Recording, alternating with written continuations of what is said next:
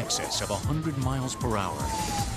A reckless criminal with no regard for the people or property in his path will do anything and go anywhere to avoid being caught. For law officers, these are worst-case, stress-filled scenarios with unpredictable outcomes that unfold second by second. They've committed a violation and they just want to get away, and they have total disregard for their safety as well as anybody else's. That's what I found out to be the case. Anytime an officer gets in pursuit, there's excitement. I mean, you're chasing this car, you have no idea why it's running. Your heart is in your throat a few times when you go through some of these intersections, because even though you got their siren blaring, you slow down, people don't pay attention. They got the windows rolled up and they're listening to the radio. The thing about when you're in a pursuit, I never was afraid I was going to get killed or hurt. My concern was always what the offender would do, and I think that's pretty common for police officers when you talk to them. I was scared what he was going to do to somebody innocent. When they get out there, you've got a 4,000-pound vehicle. That's a weapon, you know, when it goes at a high rate of speed. And if you're in a pursuit situation, you're endangering the life of the officer as well as citizens. But police officers have more and more technologically sophisticated help.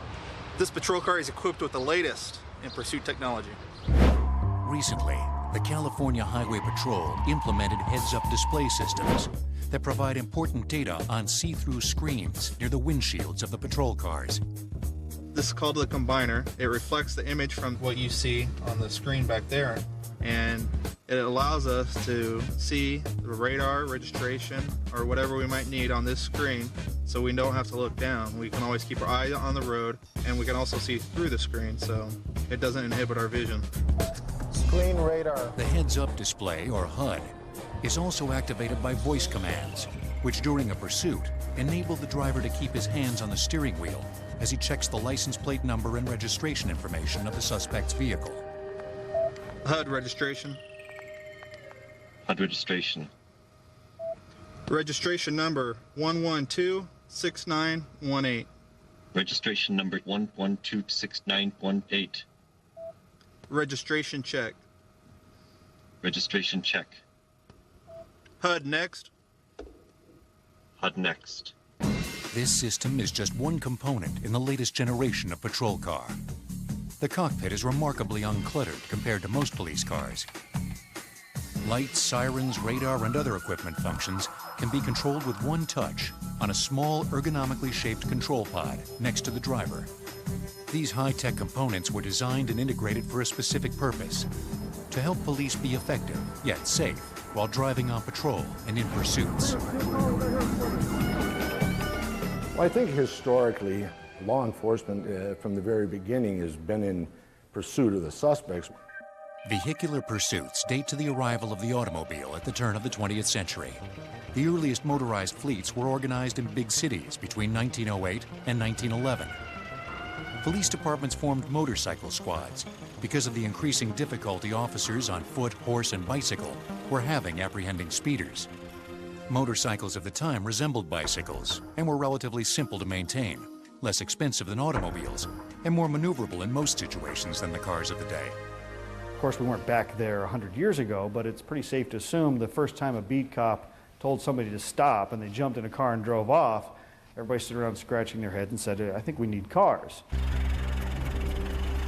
Other than the word police painted on the door, nothing was added or modified on police vehicles to set them apart from personal automobiles.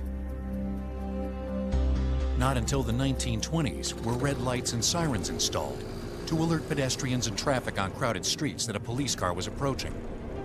First sirens that started were mechanical in nature, and they were activated by the wind. And the faster you went, the shriller the sound and the louder the sound of the siren and the higher it would go. About this time, the first mobile radios for police cars were installed. But they required several yards of wire wrapped across the roof to act as an antenna. You get experimentation with one-way radio broadcasts, but radios are huge. They're tube systems, and the police agencies contracted with a local commercial broadcast radio system. And so you'd hear country western music, and then you'd hear 1A55. There's a radio call for you down on Main Street. You need to go there. The danger of gunfire during a pursuit, as dramatized in Hollywood movies, was all too real. Exchanging gunfire became so prevalent, it spawned the business of adding bulletproof armor to both police and gangsters' cars. Perhaps that's best illustrated by this 1930 V16 Cadillac, built for notorious gangster Al Capone. With a top speed of 120 miles per hour, it featured bulletproof glass and quarter-inch armor plate. It also had 3-inch portholes for machine guns and rifles to shoot through. City gangsters weren't the only ones with special automobiles. Their country cousins also modified their getaway cars extensively to carry illegal goods.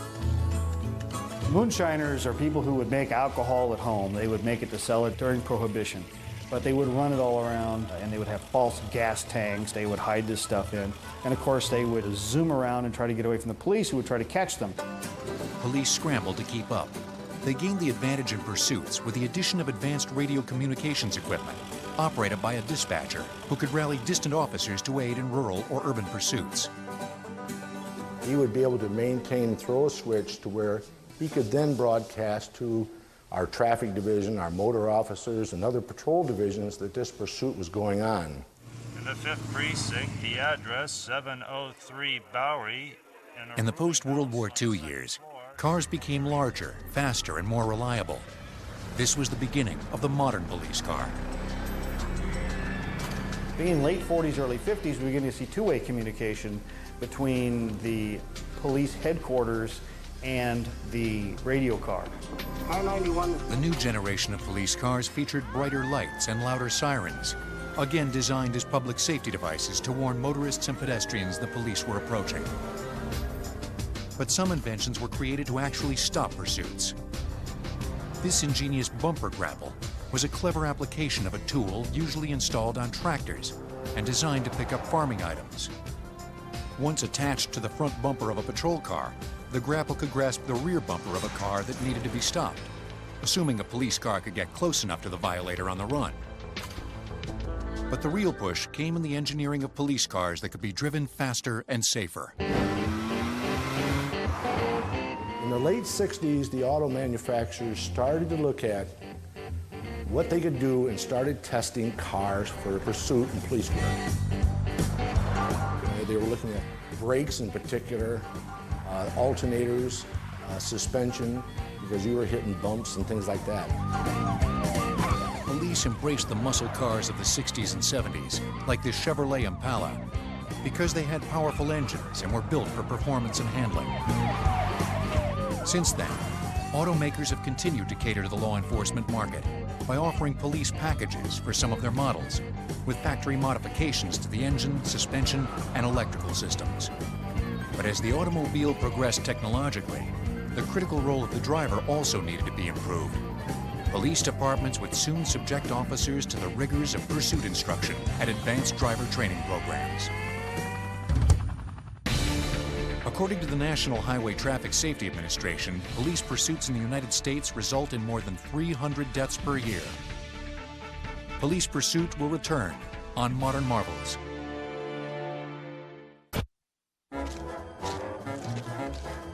Now, it's a matter of public record that police officers are better drivers than almost any other group whose job requires them to drive. But better isn't good enough. They must be the best. Driver training, especially for police pursuits, was virtually non-existent until the late 1970s, when films like this started to send the message. No other driving profession is required to engage in pursuit. Firemen don't, ambulances don't, not even auto racers have to speed through cross traffic, bust intersections, or avoid pedestrians. Only cops.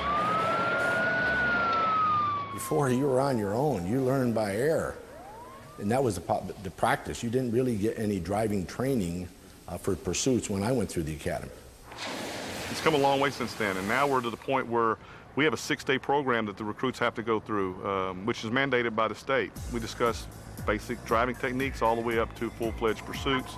Again, pursuits being the most dangerous thing we do. Each student enrolled in these high-performance pursuit training programs starts with the basics of vehicle operation. The The very first thing that we tell the student is when you start your shift, check your car out.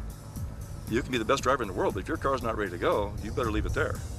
And we have them make a complete circle check of the vehicle. You check the tires, you check the brakes, the horn, the windshield wipers, the sirens, everything in that vehicle. So once you get through the vehicle check, now you're ready to go out on the road.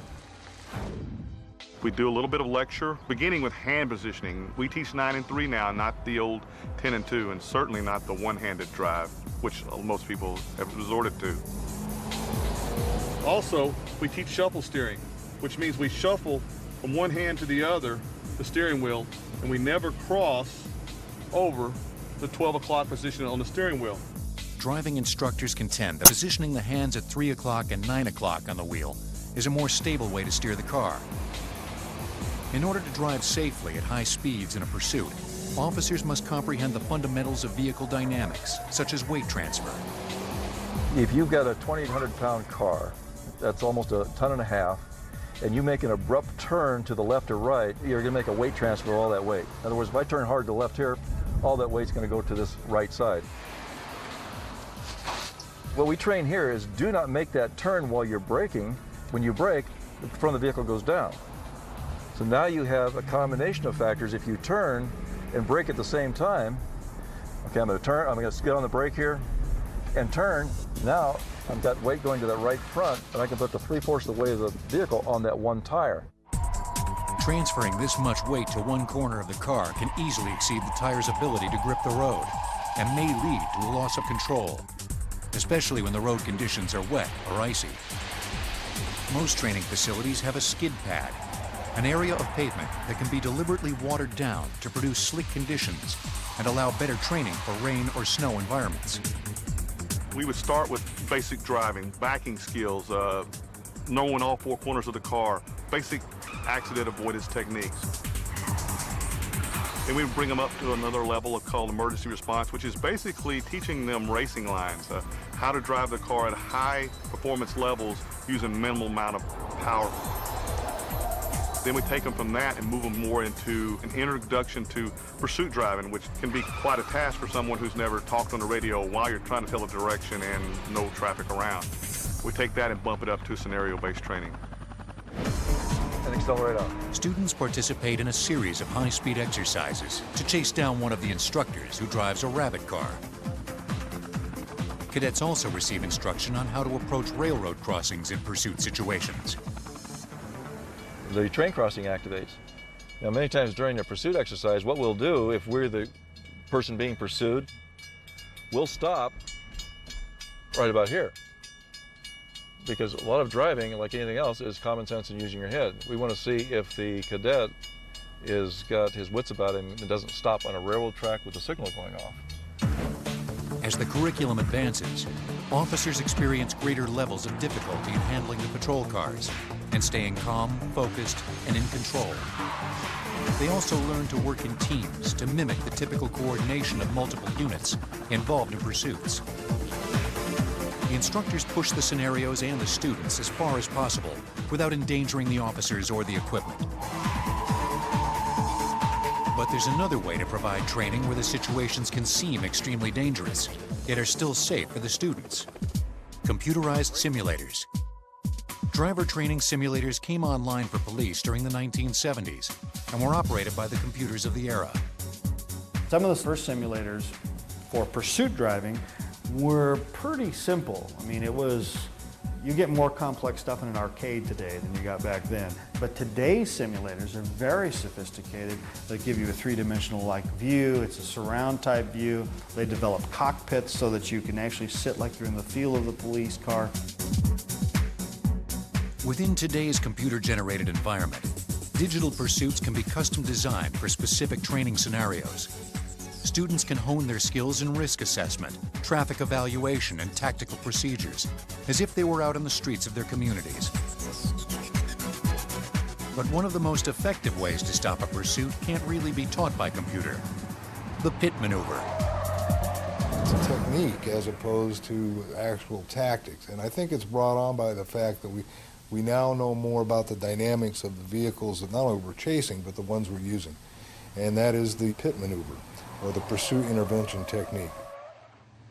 The pursuit intervention technique originated in Southern California during the late 1970s. It came from the bump and run technique used in stock car racing. The pit maneuver is initiated by the lead patrol car in a pursuit.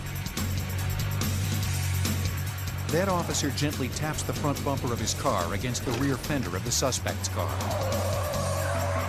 This causes the rear wheels of the suspect to lose traction, resulting in a spin-out. The trailing patrol cars carefully position themselves in order to block the suspect from traveling any further. At driving schools, not all training is behind the wheel. Officers also receive instruction on how to use other highly effective methods of halting a pursuit. One of the things we have now as a technology that has come to us recently is the stop stick. The stop stick is a tire deflation device that we've used to stop cars. Now, the stop stick will actually hit the ground, and the suspect will run over it, and then it's jerked off the roadway so that the other officers can go by. This one here has been cut out. We took the outer coping off, and it's a foam. And inside the foam are triangular quills. And no matter how this thing lands, the quills will be pointed up. The quill will actually hit the tire, and when it does, the top of the quill, which is very sharp, will come out, and now you have a quill that's inside the tire that will deflate the tire at a very slow rate. A slow tire leak gives the driver more control than rapid deflation or blowout. Many departments use a similar device, known as a spike strip. This accordion-like design also features hollow quills, and like the stop stick, can be quickly deployed and retracted. However, standing on the side of a busy highway in close proximity to a speeding pursuit is inherently risky business. Sometimes they've been very useful in helping us stop the pursuit. Sometimes not, you know. They're not easy to deploy. They're kind of dangerous sometimes for our officers as well. While they're an additional tool, they're not foolproof. It's not the answer to everything. The inability to predict what a criminal will do or what decisions he'll make while being pursued by law enforcement makes it difficult to train for every possible scenario.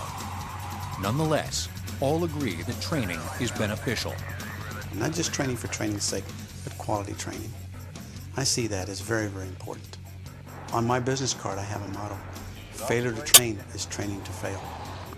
Training may give officers a huge advantage in pursuit situations, but it's the technology in their patrol cars that really puts them in control. In the United States, police apprehend suspects in more than 72% of pursuits. Police Pursuit will return on Modern Marvels. In the same way that police officers rely on their partners to watch their backs, they also count heavily on their patrol cars to keep them safe and effective, especially during pursuits.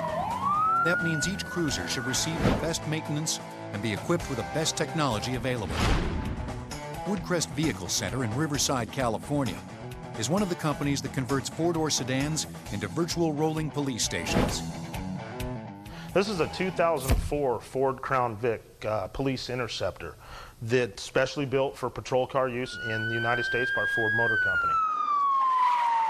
It's estimated that Ford supplies about 80% of all law enforcement vehicles in North America. The Crown Victoria models can be special ordered with a police package that includes high-speed rated tires, larger brakes, and cooling systems. The wires run up plus here, more powerful alternators to handle the amperage loads from the extra police electronics. First step is we bring the car into the shop, and my technicians gut it. They pull all the seats out of it and everything like that, and we start installing our products in it. Here's a mount that we're going to put the computer screen. As you can see, we've got most of the dash out. We have to make some modifications in here for a mount for the MDC scene so that the officer can focus on the screen without taking his eyes off the road. Let's move on over to the other cars and see some more of the equipment. What we have over here is, this is their MDC, or a computer, just like you'd have at your house. The way we look at it, this is the officer's office, basically. So he travels around with his own computer. In particular, in this car, there's another thing we load in the MDC, and we'll show you a little later. It actually controls the siren of the vehicle as well. The other thing that these operate is there's a full data system that they can get back to their department, run somebody's license plate, see if there's any warrants out anybody, of course, maps, you know, and all the other things. He can write reports onto a disc, go back in his department, print them out, and he's done. So this is a very important part of this car as far as the officer is concerned. This office is designed to keep everything within reach. What we have are 3 microphones, the 800 megahertz, the PA, and the county-wide 800. Up here is an all-new touchscreen technology. It comes up on there. Just with a press of a button, you have code 3. Code 3 refers to a police pursuit or emergency in which both lights and sirens are to be used. The newest light bars are low profile and aerodynamically designed. They're fitted with high-intensity LED bulbs that are extremely bright and visible from miles away. During a pursuit that's a Code 3 alert, the patrol car displays red, blue, and white flashing lights in a 360-degree pattern, leaving little doubt this officer means business. The TACnet system includes a touchscreen, mobile data center, or MDC, does more than control lights, sirens, and radios. It can also receive and transmit digital information instantly. And it could be encapsulated in data files, images, pictures of wanted individuals, suspects. Could be a paragraph of information about Homeland Security warnings and things that the intelligence community wants to pass on to law enforcement. InfoCop is software technology that provides law enforcement with access to local, state, and federal crime databases. By entering the information request once, an officer can tap into 8 massive databases and receive data and photos in just 2 to 4 seconds through a broadband wireless internet connection. Internet protocol is the communication standard on the planet. You know, the IP technologies really enable the police and fire communication systems to go into the future that will hold more multimedia, will get larger, and be more interconnected with each other. And if the patrol car is equipped with a digital camera, police can start streaming video files in real time. The ability to relay wireless data on this level has immediate applications that may even help stop police pursuits much faster. So that the police officer, when they do a traffic stop, can turn on that camera and have a live feed of that traffic stop, not just for the TV program a month later, but live back in the dispatch center. That it can just send so much information to the other responding officers. That's the biggest thing that we're going to see. Often, the target of a pursuit is a thief who has stolen a car and tries to outrun the law. Lately, police have received more help from victims of car theft because the car owners have installed cooperative systems. There are essentially 2 types of cooperative systems that can locate your car and perhaps shut it down. The first kind of system works on with a radio frequency, and it is installed in your car. It works on triangulation. LoJack introduced its patented technology in 1986. In 1989, the Federal Communications Commission allocated a police radio band so that LoJack's stolen vehicle recovery network could work nationally. Your car puts out a signal that says, "I'm stolen." And the police officers have a device that says there's a stolen car nearby. And what it does is, with arrows, it gives them a direction and the signal strength meter. So you know you're turning the right way and you can eventually find the car. In contrast, OnStar is a popular cooperative system that utilizes the space-age technology of global positioning satellites. It gives you the latitude and longitude based on where you are, and that's translated by computer program into a street address or location. The GPS has the ability to be everywhere because it can be all around the world, and it's far more accurate, and far more real-time data can be gotten from GPS. GPS transceivers have found their way onto police cars as well. In Dallas, and I'm sure most of the departments around the country have what they call an AVL or a GPS system in the car. So a supervisor at a communications location or even at a substation can actually monitor a pursuit from their office. This is where it shows all the beats in this particular region. I'm signed on as a Southwest officer.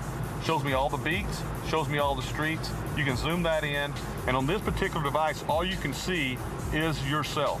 And this blue car here shows it's me, and what he should see by our policy. Law enforcement agencies are hopeful that one day soon, cooperative systems will integrate with GPS technologies on all vehicles, in order to produce a safe method of shutting off the engine of any car, at any time, anywhere, and thus bringing an immediate end to pursuits.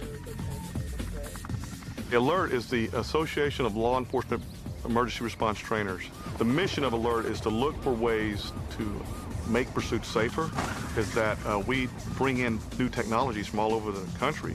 A man invented a thing called HALT system, and what it is, it's a radar type machine that whenever a car has that system on it, you actually shoot the car with the radar and it makes the car basically stop. The fuel lines will shut down and the car will eventually come to a complete rest. However, the suspect vehicle must be equipped with a receiver in order to work. Another disabling technology is called P-Cell. It allows officers to program in the make, model, and color of the suspect's car. Then a signal is sent that causes the vehicle's flashes to operate. That lets the officer know that he has programmed the right car and allows him to see if any other cars in the area will be affected. Once locked onto the suspect, another button sends direct pulses to shut down the car's engine. Each of these ideas shows promise to police agencies. So I think the technology is already here. It's just not usable necessarily in our hands, but I think it will be here, and it'll be interesting. You know, it'll be a safer way of stopping a pursuit. You know, if you can shut them down automatically. It's my hope that there will be technology available, maybe something as common as a seatbelt is today in vehicles, and the tools available to law enforcement where we can safely stop these pursuits as quickly as we can. In the meantime, the most important tool police have during the pursuit of a fleeing suspect is not some high-tech device in the patrol cars, but co-workers riding hundreds of feet above them. The vast majority of police pursuits in the United States involve men as suspects. Drugs or alcohol play a role in close to 50%. Police Pursuit will return on Modern Marvels. Perhaps the most effective equipment police have for pursuit situations is aircraft. Helicopter's tremendous, because when you get them up in the sky, and they've got a panoramic vision, and they can see everything. And you know what? That violator's not going to get away. Even if we have to turn off the pursuit, the helicopter can still spot it and follow it.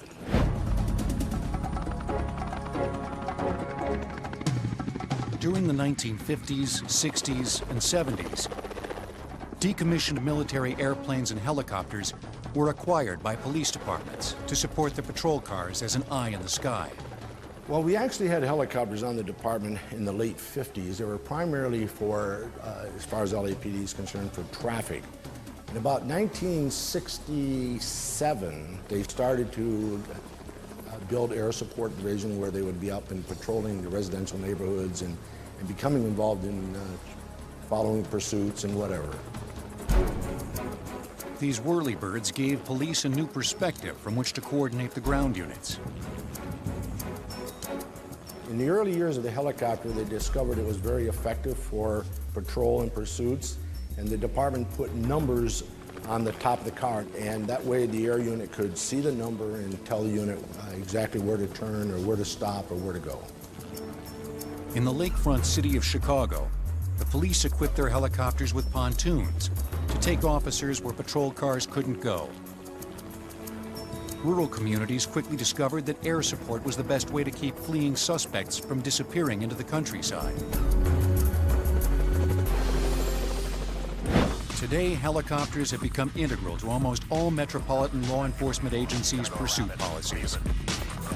We utilize helicopter, and that's actually one of the issues that I was looking at recently, whether we should call off the ground units when the helicopter is engaged or not. Back when I first came on, there were a few police helicopters, but they were not always in position to help you out in a pursuit. Now we have police helicopters all over the place, and that is a big value to us, especially in an urbanized area in terms of trying to apprehend somebody. But just as pursuit training is mandatory for officers in patrol cars, it's also required for helicopter pilots. The crew in the helicopter, if they're well trained and well equipped, can take an average police pursuit and make it much safer and make the officers much more effective. What we do in the helicopter is to keep that bird's eye perspective, the big picture of the pursuit. First and foremost, pilots and tactical flight officers, or TFOs, must be able to operate the helicopter safely. Main rotor, passenger door, throttle, coming hot. G-switch, rotor brake, main rotor, passenger door, throttle. The pre-flight checklist can have as many as 23 points to review before the crew scrambles to the scene of a pursuit. This is a pretty standard configuration for a law enforcement helicopter. The pilot on the 206 series aircraft sits in this seat, the right seat, and that's not always the case in other aircraft. The TFO in a 206 series aircraft sits in the left seat, and if you'll notice that all the equipment, the tactical equipment, is arranged around the TFO. And for instance, off to the left, we have the screen, which is used to view the daytime color camera and the infrared camera at night. And there's also a computerized moving map system we type in with a keyboard to find the location of a specific address. The computer actually takes us right to the address. Well, we've got low jack, and most people are familiar with what low jack is. Our range is much better than the ground units. Moving down the panel, we've got an 800 megahertz system that lets us talk to anybody on the San Diego Police Department. The radio right below that looks the same, but it's actually a digital 800 megahertz system that lets us talk to virtually any other law enforcement agency in the county that are on different frequencies. Audio panels for the pilot, co-pilot, VHF radios with a backup for the pilot to talk to the air traffic control. A GPS with a moving map system is below that. A night sun is a 30 million candle power spotlight that can brighten a city block so officers in the air and on the ground can see the area as if it were daytime. But that's just the start of the night flying technologies. These are our night vision goggles. This is what every pilot in the unit flies with every night. It's not just an option, it's a policy that when you take off and you're going to fly at night, you will have your goggles with you. These are your lifesavers. Night vision goggles, or NVGs, were first tested during the Vietnam War. Since then, the scientific advancement of amplifying light has been quite literally night and day. The hardest thing for a pursuit environment is you've got to have a pilot who is aware and situationally aware of what's going on around him. If it's pitch black out in front of him, it's very difficult to see the obstacles and things that are out there. What we have here is night vision goggles. The night vision goggles are the latest technology for law enforcement to use in their pursuit. Just to break down what we're looking at here, this would be a left and right intensifier tube. This focus ring right here would be your objective focus ring. The focus ring back here is your diopter adjustment or your eyepiece focus ring. Near IR energy or ambient light goes in and becomes an electrical signal. Once it hits the phosphor screen, now we have another visible type signal. And then it goes through a fiber optic bundle, which goes to a small screen in the back of the goggles, and it becomes an image that now the human eye can see. And that's what a law enforcement pilot would be using to go out and try to find the bad guys, so to speak. The result is astonishing visibility on the darkest nights. Pilots can clearly see the terrain below, providing a better view of a fleeing suspect or of a safe place for an emergency landing. Pilots can augment night vision with forward-looking infrared or FLIR systems. Most of what the TFO does during the pursuit is to run, especially at night, is to run the infrared system, because almost all vehicle pursuits end up in foot pursuits. If you're using the FLIR, you're going to see the person through the bushes, no matter where they go. It's just a tremendous piece of equipment. FLIR systems are cameras that are sensitive to the infrared light waves that emit from heat sources. They convert the thermal radiation into visible light. Usually the pilot wears the night vision goggles to see the area he's flying into, while the TFO uses the FLIR to concentrate on the suspect being pursued. They can actually look inside the car and tell us if we have one or more occupants, whether or not there may be firearms in the vehicle, and things like that that we can't get from a ground level perspective when you're behind the car trying to chase it. But while police pilots have an eye on the action below, they must also watch out for news helicopters buzzing above them. Of course, we have to coexist with the media, and I know that. But many times when you have that type of a situation going down, the media does get in the way, especially when we call our helicopter unit up. And you have helicopters from all the different stations around. They do get in the way, and that creates a hazard many times. They keep in contact with each other. They have a prescribed channel that they go to, especially if one helicopter is joining the police helicopter. Our helicopter will make contact with their pilot, let them know, hey, I'm behind you, I'm to your left, I'm to your right, or whatever, just to give them a heads up, hey, we're here, and they acknowledge that. They need to get their shots, which we completely understand, but the cameras allow them to get up much higher, get the shots from a much safer altitude, and do their job. And we have a tremendous working environment with our local media. We have 3 news helicopters here in San Diego. It's not unusual at all to get LA-based helicopters chasing a pursuit down here. The media's role in pursuit situations is often scrutinized and its purpose questioned. At first, it was something new, and I guess later on we started asking ourselves, why are we doing this? I mean, sensationalism, is it for the ratings, viewership? Even our viewers were calling and going, why? What purpose does it serve? So yeah, we started asking ourselves why. Because they're cool. It's drama. You don't know how it's going to end. It's like a cliffhanger for however long it goes on. He could just pull over and give up. It could be some horrendous car crash. It could be any number of things that happen, but it's drama. And it's entertainment in many respects. But the drama of pursuit isn't limited to cars on the freeways as seen on the evening news. It can also involve fast boats when a chase takes to the high seas. A typical turbine-powered police helicopter like the Bell 206 burns around 30 gallons of fuel per hour. Police pursuit will return on Modern Marvels. When it comes to pursuits on the water, nobody has done it longer or better than the U.S. Coast Guard. The initial origins of the Coast Guard started out the beginning of our country from the Revenue Cutter Service. And the Revenue Cutter Service was actually initiated as a way to gain revenue for the country. So the Revenue Cutter Service would stop the merchant ships coming in and collect tariffs and duties, and if they didn't stop, then they would chase them down and actually stop them and make them pay up. So essentially the origins of the Coast Guard, and now beginning the pursuit almost 200 years ago. 2 centuries later, smugglers are still trying to bring their illegal cargo into the country by boat. And the Coast Guard still has a specialized fleet waiting for them. Boats like this 110-foot island-class cutter, the Edisto. The ships are an excellent platform for pursuit. They have excellent sea capabilities. We have secure communications, which allow us to talk to our commanders.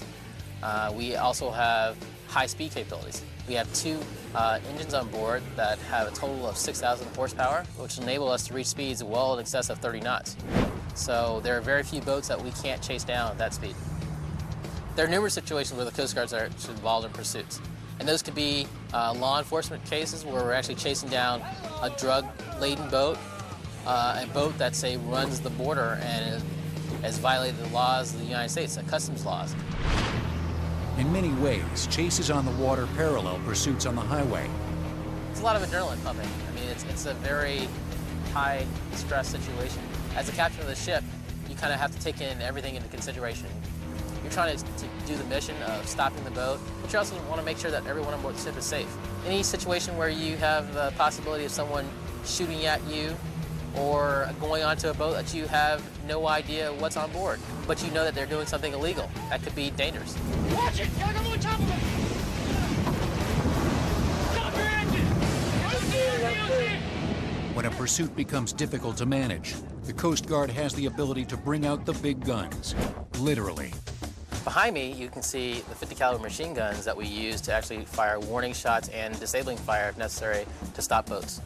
We go through different forms of hailing, signaling, raising flags, flashing lights, using loud hailers, numerous things, and then the boat just won't stop. So at that point, we have to ask permission from our commanders, and depending on the situation, they will either authorize us or not to conduct warning shots and possibly disabling fire on the vessel.